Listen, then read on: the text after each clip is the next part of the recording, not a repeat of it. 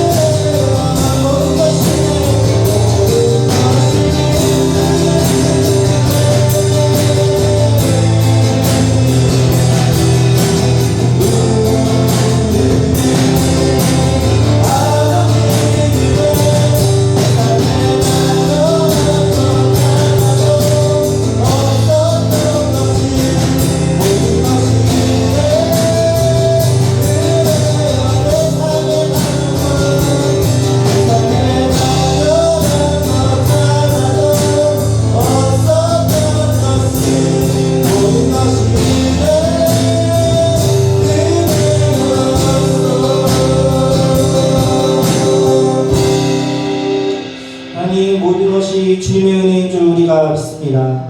주님이 함께 하셔서 우리가 이번 캠프를 또 무사히 사고 없이 잘 다니고 오신 것도 주님의 은혜입니다.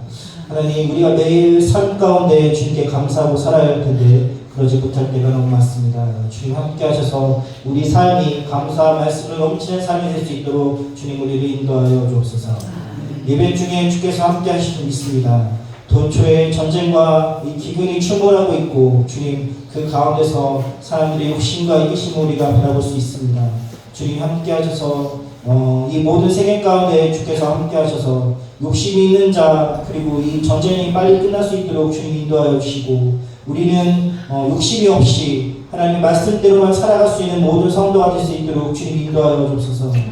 우리가 말씀대로 살아갈 수 있도록 우리 가운데 깨우쳐주시며 오늘도 말씀 주실 때 깨달은 영을 더하여 주사 우리가 말씀대로 살아갈 수 있는 기적이 일어날 수 있도록 주님 인도하여 주옵소서.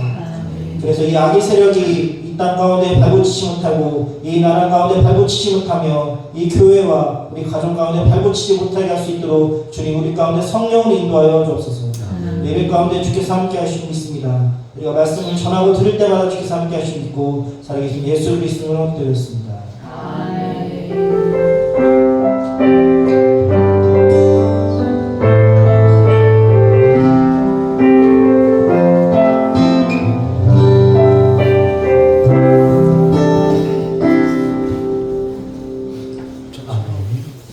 하나님의 말씀은 로마서 15장 14절로 16절 말씀입니다. 로마서 15장 14절로 16절 함께 천천히 독을 하도록 하겠습니다. 함께 읽겠습니다. 내 형제들아 너희가 스스로 선함이 가득하고 모든 지식이 차서 능히 서로 권하는 자임을 나도 확신하노라. 그러나 내가 너희로 다시 생각나게 하려고 하나님께서 내게 주신 은혜로 말미암아 더욱 담대히 대략 너희에게 썼노니 이 은혜는 곧 나로 이방인을 위하여 그리스도 예수의 일꾼이 되어 하나님의 복음의 제사장 직분을 하게 하사 이방인을 제물로 드리는 것이 성령 안에서 거룩하게 되어 받으실 만하게 하려 하심이라. 아멘. 아멘. 오늘 말씀의 제목은 하나님의 은혜에 감사합시다. 방금 전에 은혜라고 하는 그 찬양을 불렀는데 찬양이 많은 은혜를 받았습니다. 그래서 하나님의 은혜에 감사하자. 그래서 오늘은 이 감사에 대한 말씀을 전하려고 합니다. 감사라는 이 말은 정말 좋은 말이죠. 그래서 정작 이 감사라는 이 말을 하려고 하면 잘 안 나오는 그 말이 그 감사가 아닌가 싶습니다. 그런데 이 눈에 보이는 것들로 인하여도 감사함을 잘 표현하지를 못하는데 눈에 보이지 않는 것에 대한 감사는 어떨까요? 당연히 감사해야 합니다. 그러나 우리가 정말 감사해야 하는 것은 눈에 보이지 않는 것들입니다. 만약 우리가 이 감사해야 한다고 하면 우리가 정말 감사해야 할 것은 과연 무엇일까요? 이 질문에 대한 답이 오늘 본문에 있습니다. 그것은 바로 하나님의 은혜입니다. 이 지난주에 전한 이 말씀으로 로마서의 본론은 끝이 났습니다. 그리고 오늘부터의 이 말씀은 로마서의 종결부입니다.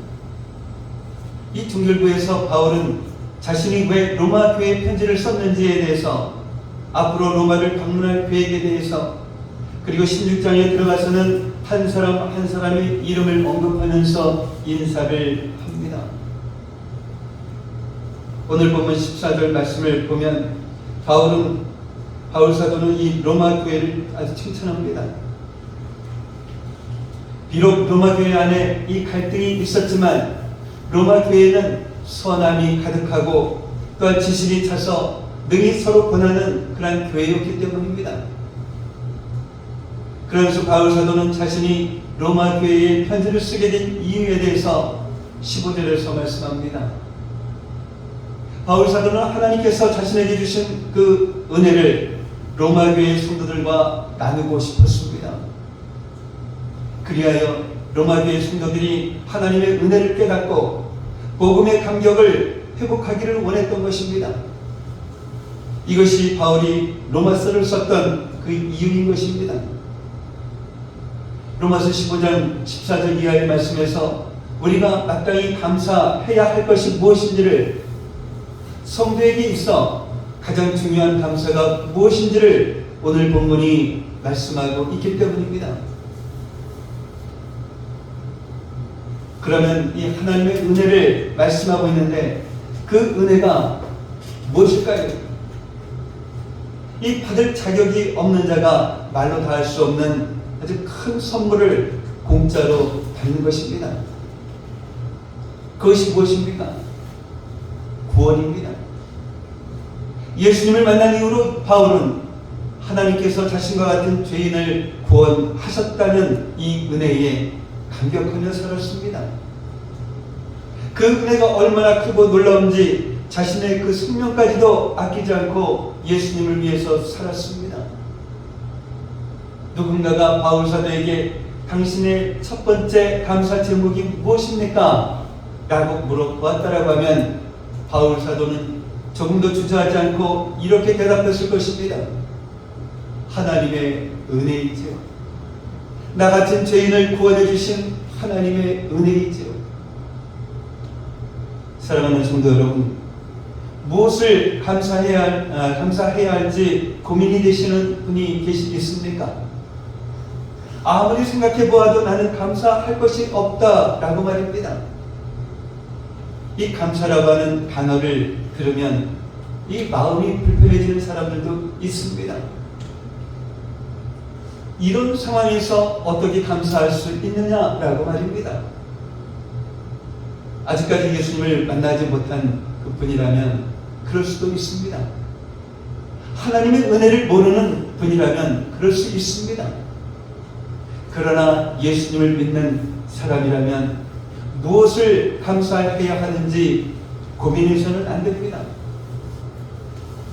한참 동안이나 감사 제목을 찾아도 마땅히 떠오르는 감사 제목이 없다라고 하면 영적으로 심각한 상태에 있는 것입니다. 하나님께서 내게 주신 그 은혜를 잊어버리고 살고 있는 것이 분명한 것입니다.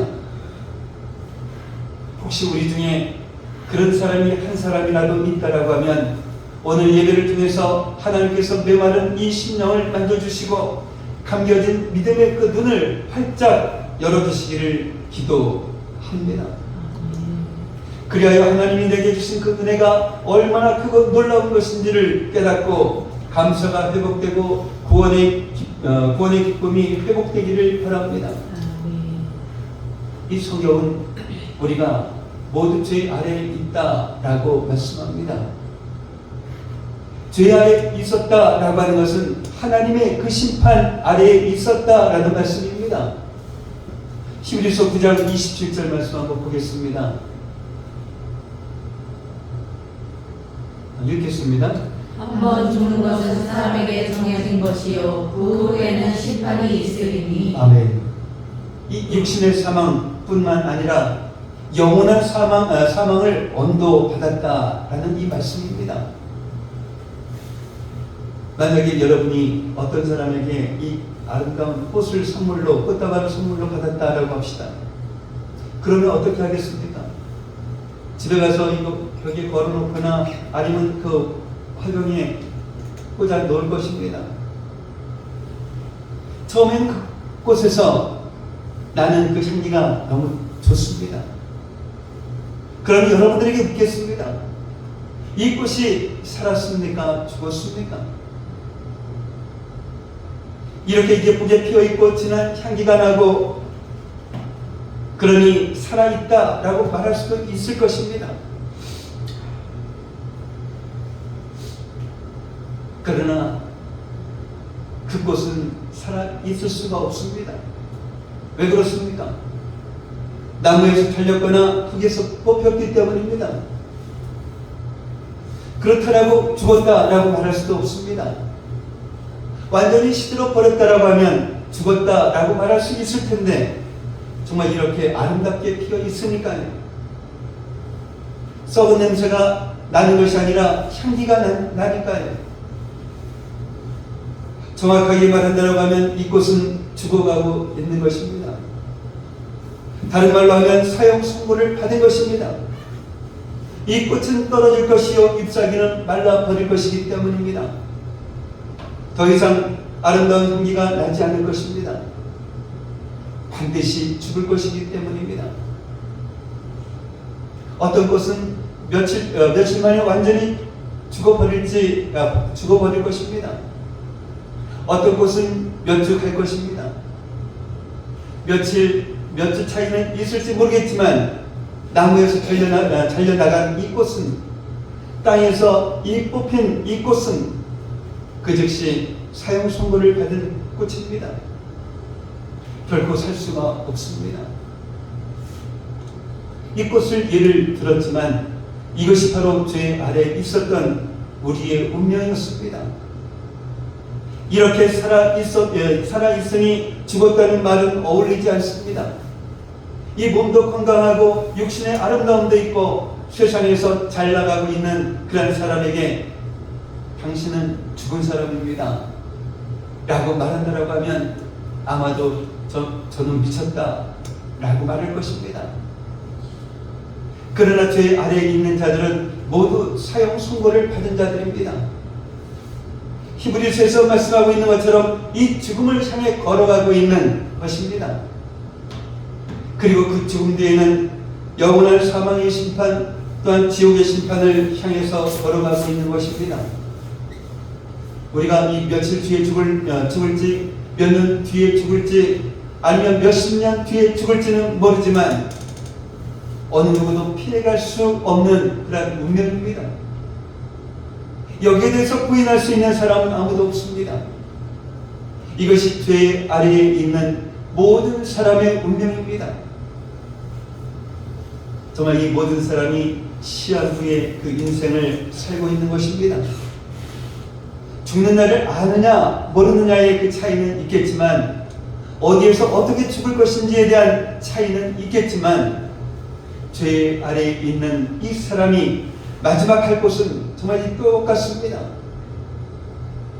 정말 이 세상에서 많은 사람들의 사랑과 존경을 받고 죽든 아니면 외롭고 쓸쓸하게 죽었든 이 죄 아래에 있는 사람들이 갈 곳은 바로 지옥입니다. 그래서 성경은 예수님을 믿지 않는 사람들을 향해서 죽었다라고 말씀하고 있는 것입니다.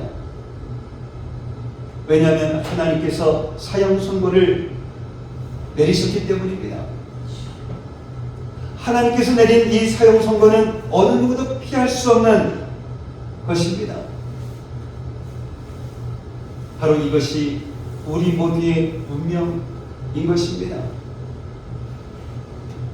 그런데 사랑의 하나님께서 사형 선고만 내리신 것이 아니라 사형 선고와 함께 그 사형에서 벗어나서 영원한 생명을 얻을 수 있는 이 구원을 선포하셨습니다. 요한복음 11장 25절로 26절 말씀 보겠습니다. 읽겠습니다. 예수께서 이르시되 나는 부활이요 생명이니 나를 믿는 자는 죽어도 살겠고 무릇 살아서 나를 믿는 자는 영원히 죽지 아니하리니 이것을 내가 믿느냐. 아멘. 바로 예수님입니다. 예수님을 믿는 자마다 사망에서 벗어나 영원한 생명을 얻습니다. 할렐루야. 아멘. 우리 중에 이 세상 법을 위반해서 이 사형을 당할 사람은 아무도 없을 것입니다. 그러나 우리 모두는 하나님의 법을 위반해서 하나님께 사형 선고를 받은 사람들이었습니다. 그러니 우리도 사형수였습니다. 그런데 하나님의 그 은혜로 예수 그리스도를 믿음으로 말미암아 사형 선고는 무효가 되고 영원한 생명을 얻었습니다. 정말 이 하나님의 그 은혜로 죽음을 기다리던 어떤 사형수가 자유의 몸이 된 것처럼 기쁘고 감사한 일이 어디에 있겠습니까? 이처럼 이 사형수가 누렸던 구원의 기쁨이 바로 우리들의 기쁨입니다. 우리가 이 죽음 앞에서 하늘나라에서 다시 봅시다 라고 이렇게 고백할 수 있는 사람은 날마다 하나님의 그 은혜에 감사하며 기뻐할 수밖에 없습니다. 여러분 안에 이 감사가 있습니까? 여러분 안에 이 기쁨이 있습니까? 예수님을 믿고 구원받았음에도 불구하고 구원의 확신을 가지고 있음에도 불구하고 이 감사와 기쁨이 없다라고 하면 영적으로 심각한 상태에 있는 것입니다. 이것은 바로 죄 때문입니다. 이 다윗 이야기를 좀 하겠습니다. 다윗이 바세바의 그 일로 인해서 죄를 지었습니다. 나단 선지자가 와서 다윗의 죄를 책망했을 때에 다윗이 회개하며 이렇게 고백하지요. 시편 51편 12절 말씀입니다. 읽겠습니다. 하나님이여 내 마음이 황성되었사오니 잠깐만, 이게 아니고 전에 거. 이게 안 들어가려고. 제가 읽어드리겠습니다. 주의 구원의 즐거움을 내게 회복시켜 주시고 자원하는 심령을 주사 나를 붙드소서 라고 고백합니다. 이 죄를 짓고 나서 다윗은 구원의 즐거움을 잃어버리고 말았습니다. 자원하는 그 심령을 잃어버리고 말았습니다. 극심한 고난 속에서도 하나님께 감사하던 이 다윗이었습니다. 생명을 다해서 하나님을 사랑하고 하나님을 예배하며 하나님께 헌신했던 그런 다윗이었습니다. 그렇게 자원하는 심령으로 하나님을 섬겼던 다윗이었습니다. 시편 57편은 이 다윗이 사울을 피해서 굴에 숨어 있을 때에 부른 노래입니다. 다윗은 사울을 향해서 어떤 잘못도 하지 않았습니다. 온전한 마음으로 하나님께 그리고 사울과 함께 충성했던 다윗이었습니다. 그러나 이 악한 영에 사로잡힌 사울이 다윗을 죽이려고 온 나라를 샅샅이 뒤지고 있었습니다. 정말 이 다윗의 그 생명이 거센 바람 앞에 촛불과도 같았습니다. 그때 바로 그날 때에도 다윗이 하나님을 향해서 이렇게 찬양을 합니다. 시편 57편 7절 11절 말씀입니다. 내려주네. 읽겠습니다.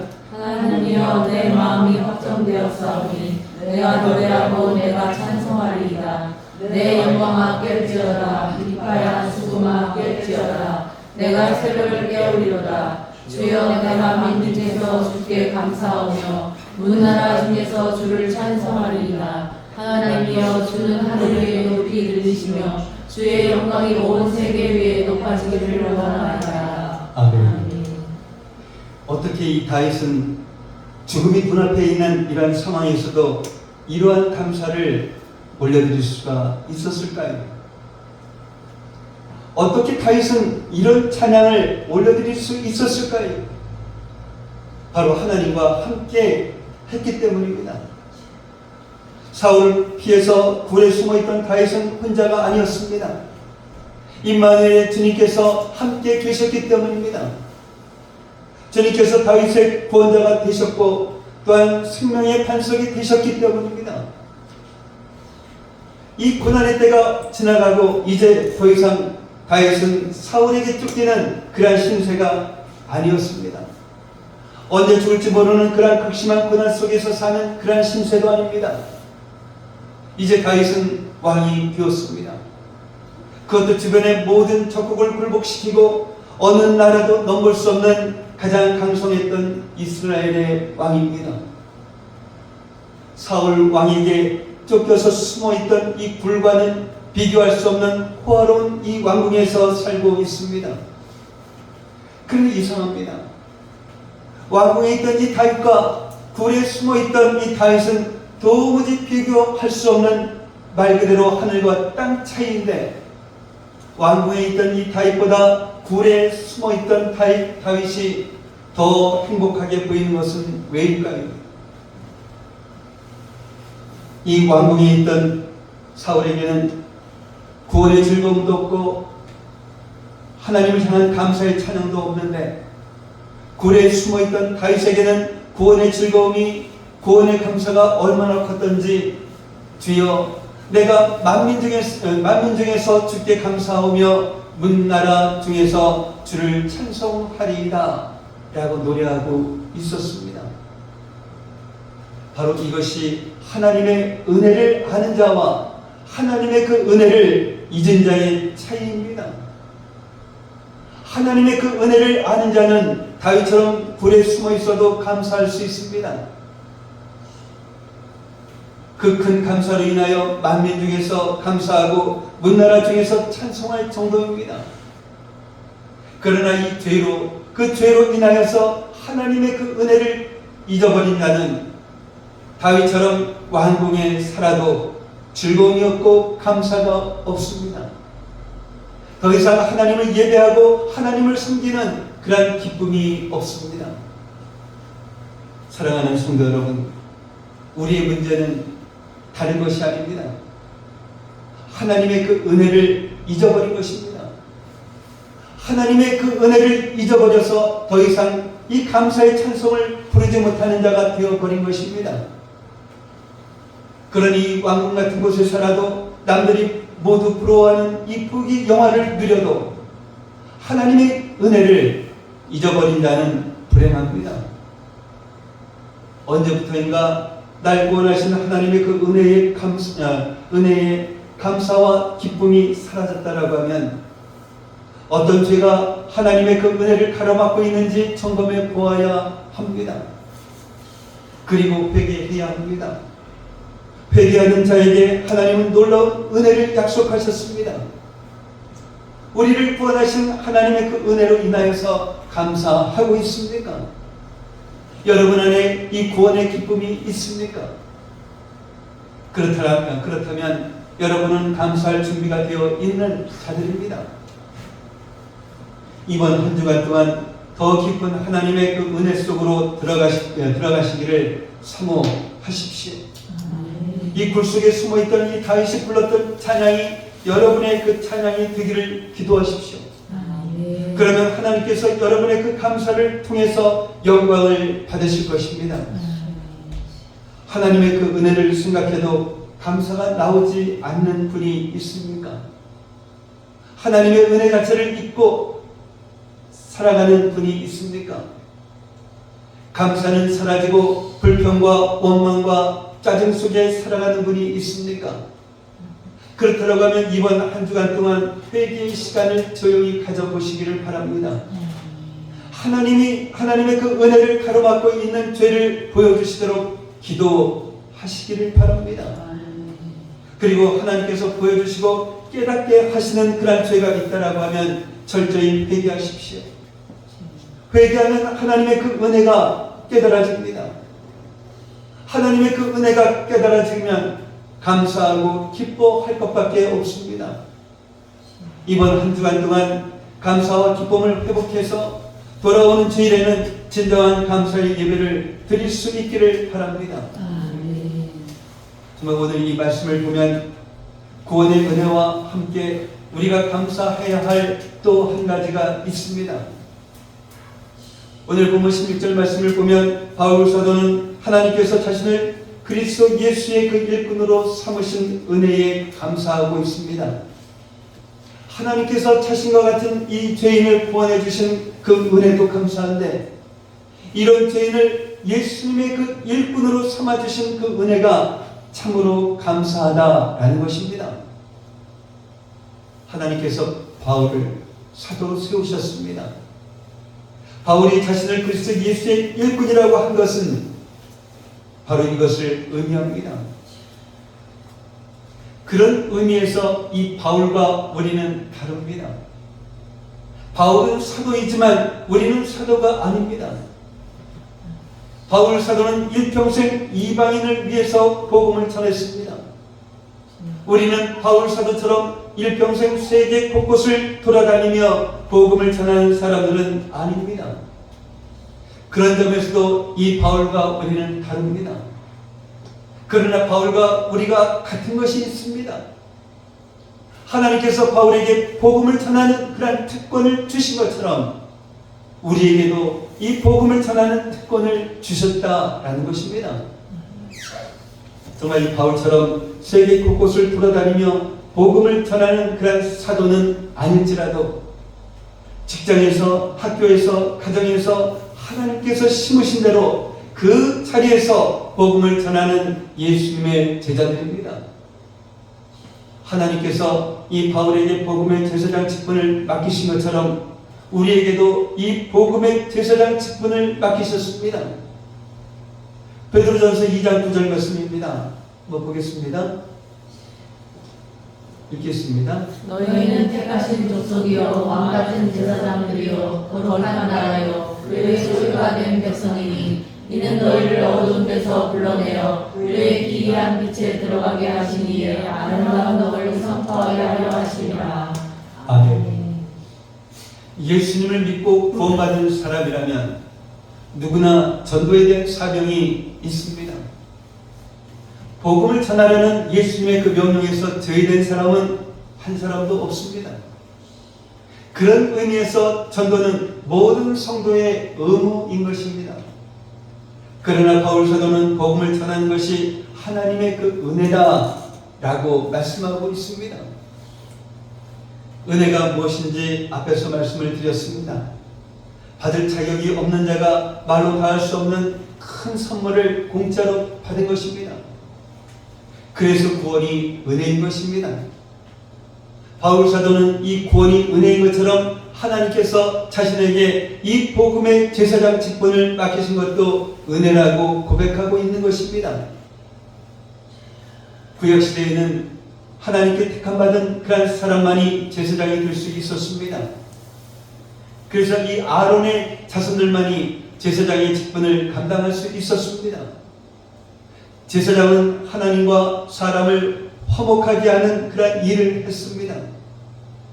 거룩하신 하나님과 죄인인 이 사람이 어떻게 화목할 수 있겠습니까? 불가능한 일이죠. 이 죄인은 하나님께 나아갈 수 없으니까요. 그래서 하나님께서 제사장을 세우신 것입니다. 제사장도 똑같은 죄인이지만 하나님께서 제사장을 거룩하게 하셔서 하나님과 죄인 사이의 중재자 역할을 하게 하신 것입니다. 그래서 제사장으로 인하여 이 죄인이 하나님과 화목할 수 있게 된 것입니다. 우리의 대제사장은 예수 그리스도이십니다. 예수님께서 당신의 그 십자가로 하나님과 우리를 화목하게 하셨습니다. 그리고 화목하게 하는 그 직분을 우리에게 주셨습니다. 그리고 이 직분을 감당할 수 있는 그러한 복음을 주셨습니다. 한번 생각해 보십시오. 천하보다 귀한 한 영혼입니다. 천하보다 귀한 그 한 영혼에게 복음을 전해서 하나님과 화목하게 할 수 있다라고 하면 이 영광을 어떻게 말로 다할 수가 있겠습니까? 만왕의 왕이신 주님께서 영혼을 살리는 이 놀라운 일을 나에게, 여러분에게 부탁하셨습니다. 도대체 우리가 누구이기에 주님께서 우리에게 이토록 놀라운 일을 부탁하시는 것일까요? 이렇게 연약하고 이렇게 이기적이고 세상 유혹 앞에 이렇게 넘어지기 쉬운 우리를 어떻게 믿으시고 이런 놀라운 일을 부탁하시는 것일까요? 그래서 은혜인 것입니다. 이런 자를 사랑하시고 복음의 제사장 직분을 맡겨주셨으니, 이런 자를 믿으셔서 화목하게 하는 일을 부탁하셨으니 은혜도 이런 은혜가 없습니다. 하나님께서는 우리에게 이토록 귀한 사명을 맡기신 그 이유가 무엇일까요? 우리를 예수님과 함께 상속자로 삼으시기 위함입니다. 로마서 8장 17절로 18절 말씀 보겠습니다. 읽겠습니다. 하나님과 상속자 곧 하나님의 상속자여 그리스도와 함께한 상속자니 우리가 그와 함께 영광을 받기 위하여 고난과 함께 받아야 할 것이니라. 생각하건대 현재의 고난은 장차 우리에게 나타날 영광과 비교할 수 없도다. 아멘. 여기에서 말씀하고 있는 이 고난은 복음을 위한 고난입니다. 예수님을 따르기 위해서 치러야 할 고난입니다. 이 세상에서 하나님의 자녀로 살아가기 위해서 지불해야 할 그런 고난입니다. 복음의 제사장 직분을 감당하기 위해서 겪어야 하는 그런 고난입니다. 이 고난을 통해서 우리는 예수님과 함께 하나님의 영광을 상속받는 것입니다. 그러니 고난이 없으면 영광도 없다라는 것입니다. 정말 이 죄에서 구원해 주신 것도 은혜인데 하나님의 은혜는 거기에서 끝나지 않습니다. 하나님은 예수님과 함께 우리를 영광의 상속자로 삼고자 하시는 것입니다. 이 얼마나 놀라운 하나님의 은혜입니까? 예수님을 믿는 자들 가운데 이 은혜를 받지 않은 사람은 한 사람도 없습니다. 바울 사도만이 복음의 제사장 직분을 받은 것이 아니라 우리 모두가 복음의 제사장 직분을 받았기 때문입니다. 그래서 천사도 우리를 흠모하는 것입니다. 하나님께서 가장 기뻐하시는 것이 무엇입니까? 한 영혼이 예수님을 믿고 하나님의 자녀가 되는 것 아니겠습니까? 이 귀한 직분을 우리에게 맡겨주셨는데 어떻게 가만히 있을 수가 있겠습니까? 입을 열어서 이 복음을 전하면 하나님께서 우리에게 주신 이 은혜가 얼마나 크신 은혜인지를 깨닫게 됩니다. 이 은혜를 감사하고 이 은혜를 따라 사는 성도는 하늘나라에서 예수님과 함께 하나님의 그 영광을 상속받게 될 것입니다. 한 주간 동안 하나님의 은혜를 회복하고 하나님의 은혜로 인하여서 감사와 기쁨이 충만한 그런 삶을 살아가는 저와 여러분들이 되시기를 예수님의 이름으로 축복합니다. 아멘. 사랑의 아버지 하나님 감사합니다. 이 세상에 살아가면서 생각해보면 감사해야 할 것들이 참 많음에도 불구하고 감사하기보다는 불평하며 살아가고 있는 저희들임을 고백합니다. 구원의 은혜와 함께 예수 그리스도의 일꾼으로 삼아주시고 바울에게 복음을 전하는 특권을 주신 것처럼 우리에게도 복음을 전하는 특권을 주셨사오니 우리 주변에 있는 사람들에게 복음을 전하는 저희들 되게 하시고 제사장의 직분을 잘 감당해 나아가는 저희들 되게 하옵소서. 예수님께서는 십자가로 인하여 하나님과 우리를 화목하게 하셨습니다. 또한 화목하게 하는 직분을 주셨고 이 직분을 잘 감당할 수 있도록 복음도 주셨사오니 항상 예수님께 감사하는 마음으로 주신 복음을 전하고 증거하는 증인의 삶을 살아가는 저희들 되게 하옵소서. 하나님께서 또한 예수님께서 무엇을 기뻐하시는지 무엇을 가지고 기쁘게 할지를 고민하고 하나님의 은혜로 감사하며 살아가는 그런 저희들 되게 하옵소서. 예수님의 이름으로 기도하옵나이다. 아멘. 찬송가 58장 계시면서 준비하시는 주님도 드리겠습니다.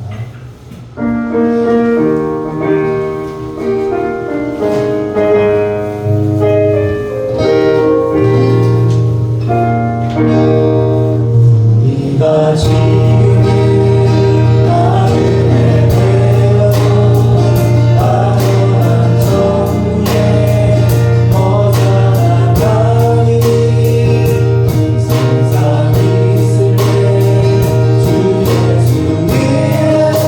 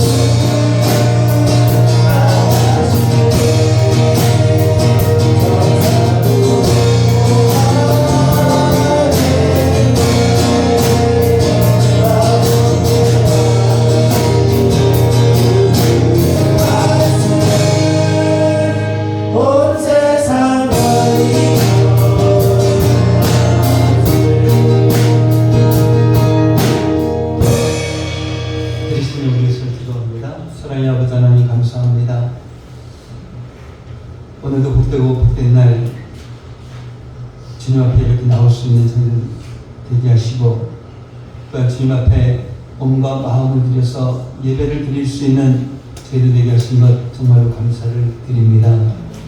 이 시간에 저희들 마음을 먼저 드리고, 또한 예물을 주님 앞에 올려드렸습니다. 하나님의 것입니다. 11조 드렸습니다. 또한 주님께서 명령하신 선교 예물도 드렸습니다. 또한 범사에 감사합니다 하면서 감사 예물도 드렸습니다. 또한 주일 예물 주님 앞에 올려드렸습니다. 이처럼 올려드린 그 손길 기억하시고 복의 복을 허락하여 주시되, 하늘의 복과 땅의 복으로 그 가정 창고를 가득 채워주셔서 이 세상 사랑에 좀더 부족함이 없는 저희 성도들 되게 하시고, 우리 주변의 어려운 사람들 그냥 지나치지 않게 도와주시고, 저희들의 손을 잡아주고 나눠주기에도 정말 조금 더 부족함이 없는 저희 성도들의 삶이 되게 하옵소서. 이 시간 드려진 이 예물이 주님 안에서 온전한 예물이 되게 하여 주시옵시고, 이 예물이 사용되어지는 곳곳마다 놀라운 주님의 역사가 일어나게 하여 주시옵소서. 감사하며 축복하며 예수님의 이름으로 기도하옵나이다. 아멘. 오늘 함께 예배드리신 여러분을 예수님의 이름으로 환영하고 축복을 합니다. 다음 주 기도는 이영희 권사님 준비하시기 바랍니다.